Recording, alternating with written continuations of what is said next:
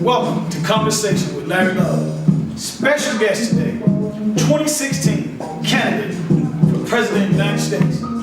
Come on, y'all. Let's give it up for Mr. Robin.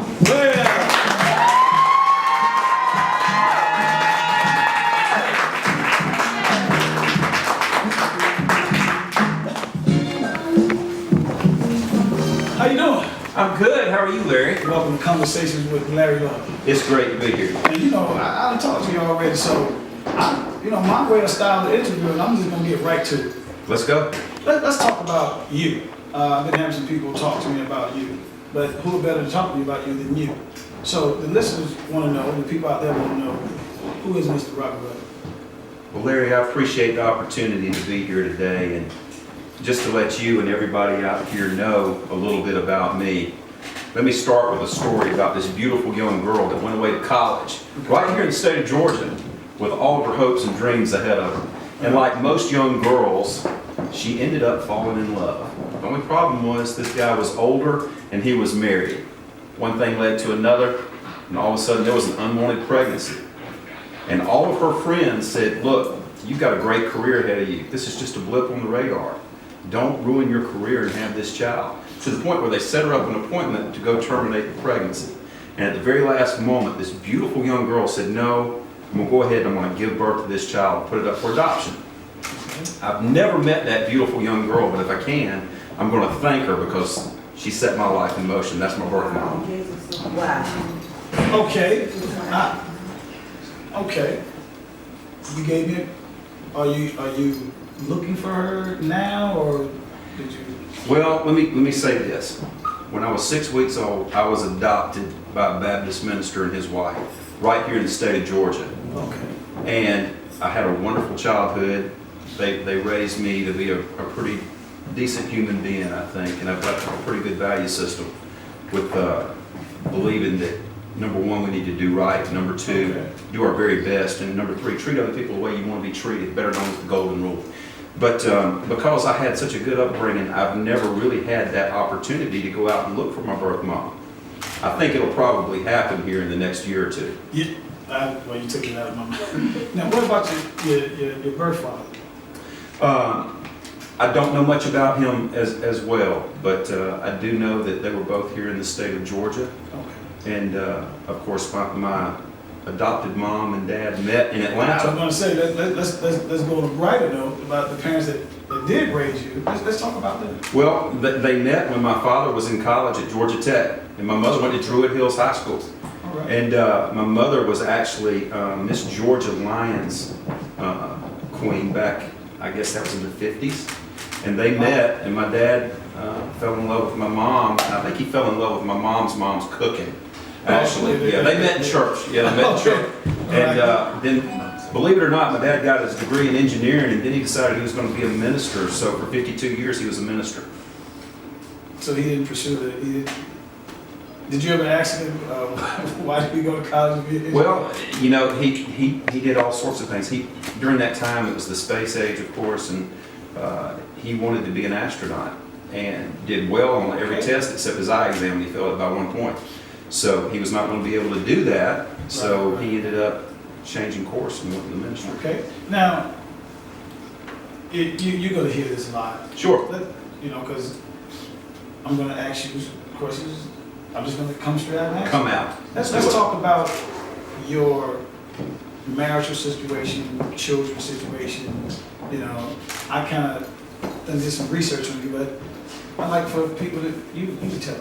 Well, just like a lot of Americans, I've had some mountaintop experiences. Okay. I've had some deep valleys too, though. All right. Okay.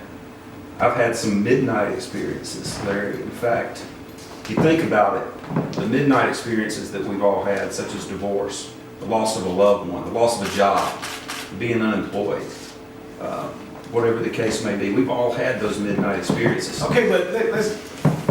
You know where I'm going with this. I do. You're not married. No, I'm not. And you're running for office, and some people look at that. What's your take on that? Well, at this point, I am a single man, and I will say this: hopefully, good Lord willing, I will stay in His will. So at the very right time, the right one comes along. Okay.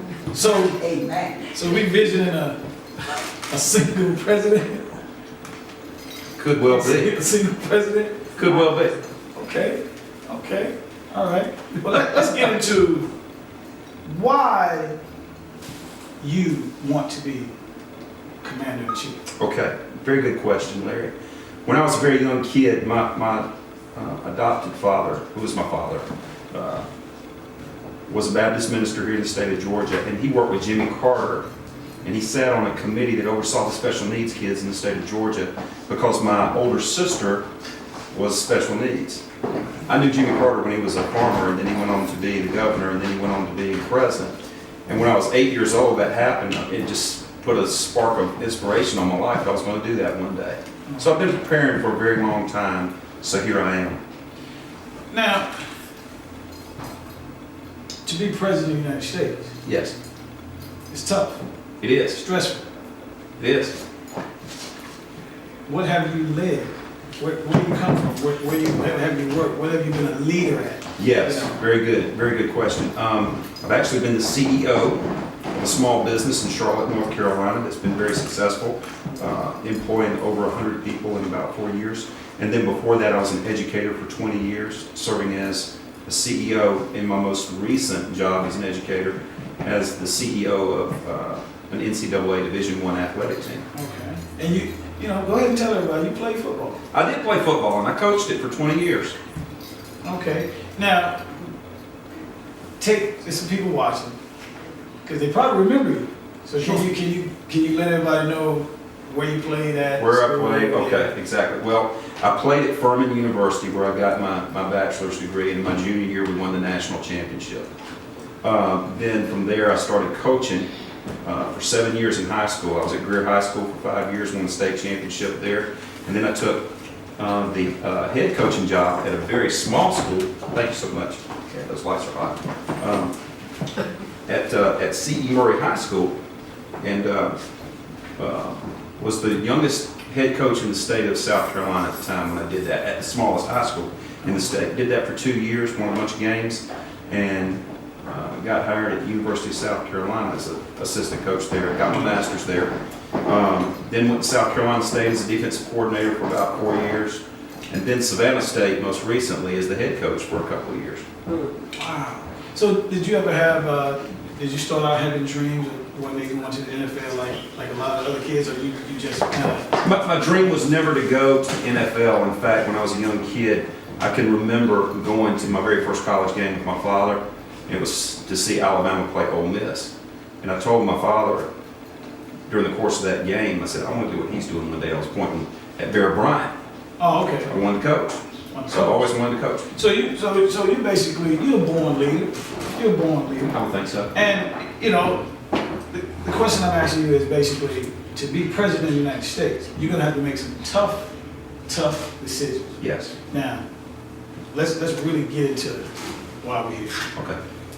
How do you describe yourself politically? You're a Democrat, liberal, you know, I read it, but I just want to say it Well, for the viewers. for the viewers that are out here, first and foremost, let me say this, Larry. I don't consider myself left-wing. I don't consider myself right-wing. I consider myself the bird that sits in the middle. Okay? So you're independent? You're independent? No, I'm not. I'm seeking the Democratic Party's nomination, okay. but I take the absolute best from the left wing and the absolute best from the right wing, and we're going to get this country working together again because we're going to get Congress working together. Now, as if you were president of the United States, Yes. Congress is not working. How would you get it to work?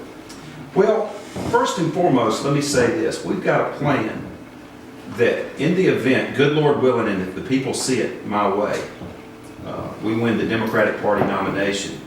We believe that we've got a chance because the platform that I've got is for the people. It's not about a conservative agenda. It's not about a liberal agenda. It's about an American agenda. Okay? Okay. So if I'm elected, it's probably going to end up being a landslide coming out of nowhere as an underdog, kind of like President Obama was back in 2008. Okay, I like that. And if I win in a landslide, then basically we're sending a mandate to Washington that this platform that we're running on is what we're going to do. And I will say this, to the congressmen that decide that they want to go against that after the people have already voted for it, they need to watch out because the people voted for it. Okay. Yeah. But before you can change Congress, you and I know, we have to get people to vote so you can get your governors in place around the country, your, Right. your mayors around That's the right. country. So if you were the president of the United States and you got to get back control of House, Senate, whatever, what would you do as the president? Are you going to go to all these places to help these governors? Are you going to send? You know what I'm saying? You gotta grab the governors and the mayors to win these houses. The constitutional duty of the president is to uphold and defend the Constitution of the United States, right? Right. Okay. That means that whatever's not in that Constitution, okay, the supreme law of the land, then he's got, or the federal government has to give it back to the states, State, right. right?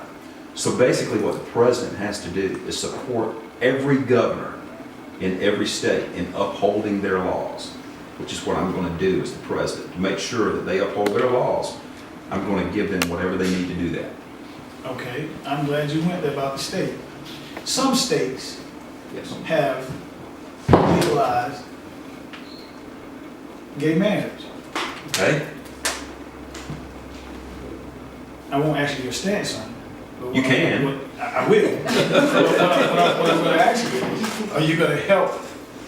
The question I'm asking you, you didn't answer it. Are you going to help those states uphold that law? Okay, let me say this. First of all, marriage is one of those issues that is not covered in the Constitution, so you have to go to the 10th Amendment. It's a state's issue, okay? Which basically means the president has to support every governor in upholding their laws. So if California supports gay marriage, the president constitutionally has to support that governor in upholding those laws. If North Carolina does not support gay marriage, once again, the president has to politically and professionally support, constitutionally support those governors. Me personally, if you'd like to know where I stand on it, Yes. okay, I'm a Christian, born again. I probably take a little bit of a different stance than the right-wingers, I guess, per se. I'm the one that believes what John 3:17 says. It says that God didn't send Jesus into the world to condemn the world, but to save the world. And if I am to be a Christian, which means to be Christ-like, if Christ wasn't here to condemn, who am I to condemn any man?